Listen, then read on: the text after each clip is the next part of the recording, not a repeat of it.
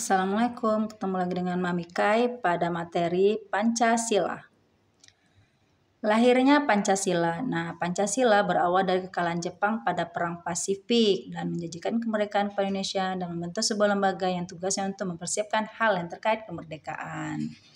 Nah, pada 1 Maret 1945 terbentuklah BPUPKI atau Dokuritsu Jumbi Kosakai yang diketahui oleh Dr. Kanjeng Raden Tumenggung Rajiman Wedyodiningrat. Nah, pada tanggal 29 Mei 1945 diadakan di Gedung Chow-Sang-in yang sekarang menjadi Gedung Pancasila. Para anggota membahas mengenai tema dasar negara.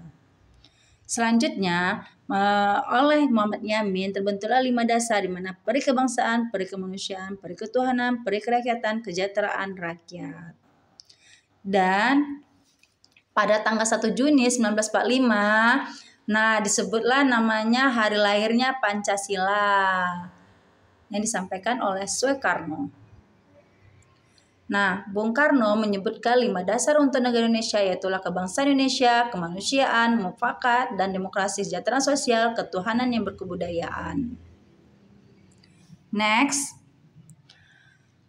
Dokuritsu Jumbi Kosakai membentuk sebuah panitia yang disebut sebagai Panitia 9. Nah, ada 9 panitia di mana panitia tersebut menyetujui pada tanggal 29 Juni 1945 diberi nama Piagam Jakarta. Nah, akhirnya pada 18 Agustus pada sidang PPKI, Pancasila disetujui oleh sebagai dasar negara Indonesia yang sah.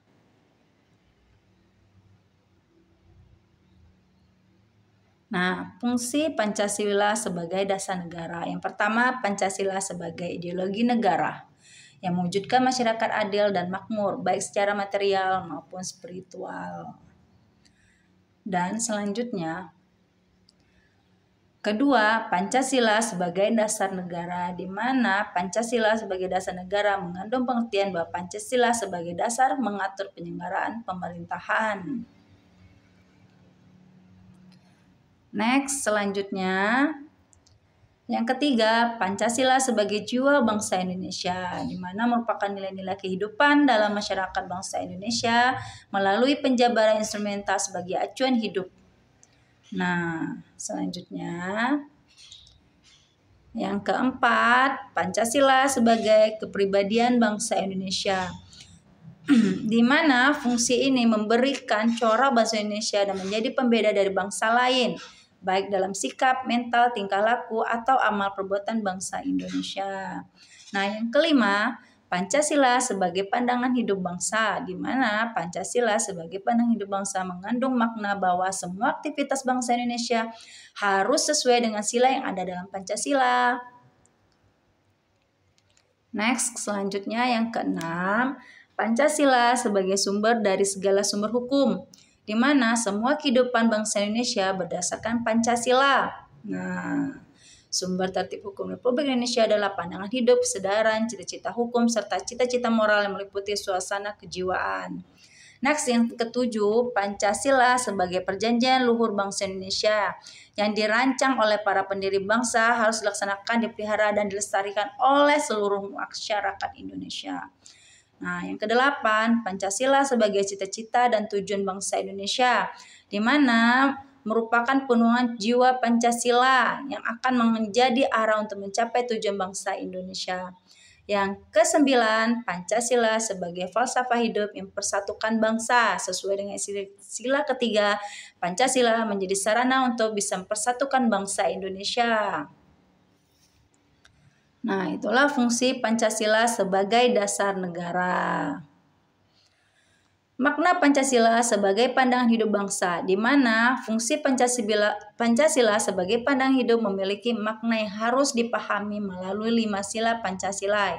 Yang pertama, ketuhanan yang Maha Esa, di mana pada sila pertama ini memberi pandangan bahwa sebagai warga negara Indonesia terdapat nilai untuk mempercayai dan bertakwa kepada Tuhan sesuai dengan agama dan kepercayaan masing-masing.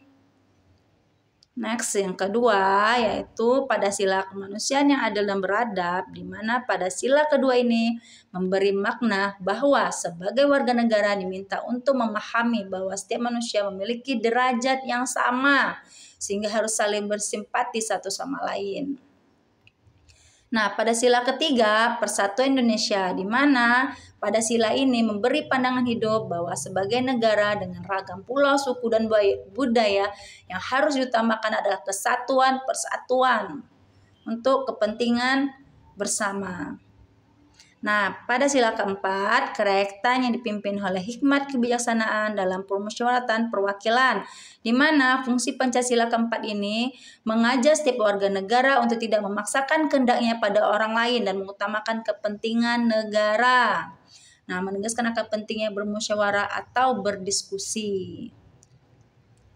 Next, yang kelima yaitu keadilan sosial bagi seluruh rakyat Indonesia, di mana fungsi Pancasila kelima ini sebagai pandangan hidup bangsa tercermin dari sila ini yang memiliki makna tentang mengembangkan perbuatan luhur dengan cara kekeluargaan dan gotong royong, harus selalu bersikap adil dan memahami antara hak dan kewajiban agar bisa menghormati hak-hak orang lain sesama bangsa Indonesia.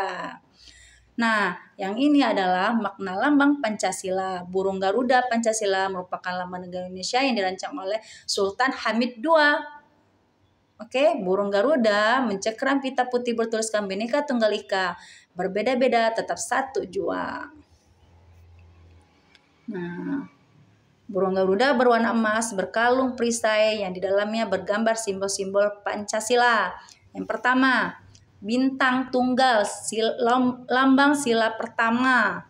Nah, dia memiliki 5 sudut yang artinya ketuhanan yang Maha Esa. Bintang tunggal dianggap sebagai cahaya yang dipancarkan Tuhan kepada setiap manusia.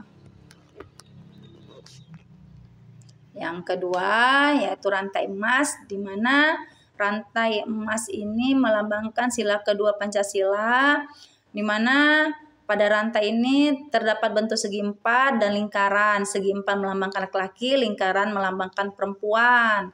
Bahwasa memiliki keterkaitan bermakna bahwa bangsa Indonesia saling terkait erat, saling bahu-membahu, saling membutuhkan.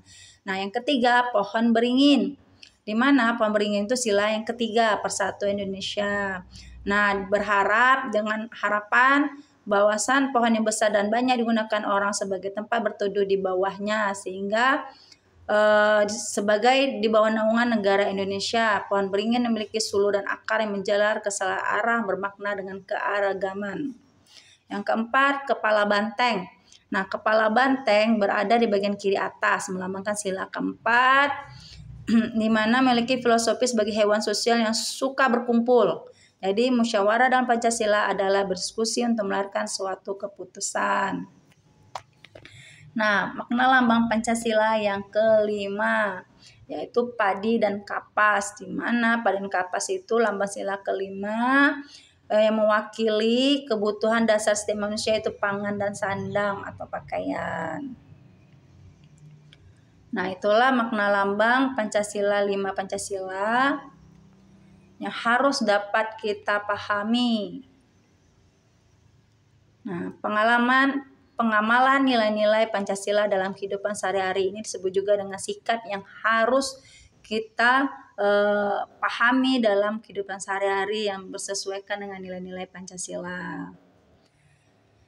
Pada sila pertama, membiasakan anggota keluarga untuk menjalankan ibadah, membiasakan berdoa, tidak memaksakan orang lain dalam menganut agama, saling menghormati dalam keyakinan, perkuat toleransi, saling menghormati. Pokoknya sila pertama ini yang berhubungan kita dengan Tuhan, beribadah. Jadi sesuai dengan semua kegiatan yang berhubungan dengan ibadah itu sila pertama. Next, yang kedua, sila kedua, di mana menolong teman, tetangga, tidak semena-mena terhadap orang lain, menghormati tetangga tanpa membedakan suku, menghormati guru dan menghargai teman, mengakui bahwa semua orang sama kedudukannya, sama-sama memiliki hak sebagai warga negara, tidak melakukan bullying. Nah, sila kedua itu hubungan antar manusia. Jadi bagaimana kita menghargai sesama manusia, menyayangi hewan dan tumbuhan, itu termasuk sila kedua. Sila ketiga, mengembangkan sikap cinta tanah air, memelihara ketertiban dunia, menumbuhkan sikap saling menghormati, tidak memaksakan keinginan kita kepada orang lain, tidak mendahulukan kepentingan pribadi, berteman tanpa memandang status sosial, ekonomi, agama, suku, ras, dan golongan. Jadi sila ketiga ini biasanya persatuan dan kesatuan. Jadi tidak ada perbedaan, walaupun berbeda tetap satu jua. Nah, inilah sila ketiga.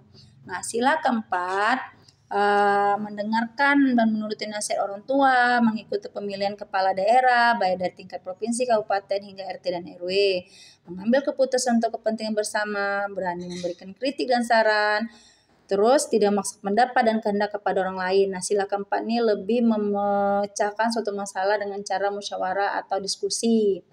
Nah, sila keempat itu yang berhubungan dengan musyawarah, berdiskusi untuk mencapai keputusan bersama. Nah, sila kelima, menjalankan kewajiban dan mendapatkan hak sesuai peran masing-masing anggota keluarga, memberikan pertolongan kepada semua orang tanpa pilih kasih, bertanggung jawab atas kesalahan dilakukan, melaksanakan kewajiban dan mendapatkan hak sebagai warga masyarakat, saling membantu dan mendukung antar anggota keluarga. Nah, sila kelima ini bersikap adil, artinya itu adil dan mementingkan kepentingan bersama. Nah, demikianlah materi kita tentang Pancasila. Semoga bermanfaat. Subscribe, like, dan komen. Terima kasih.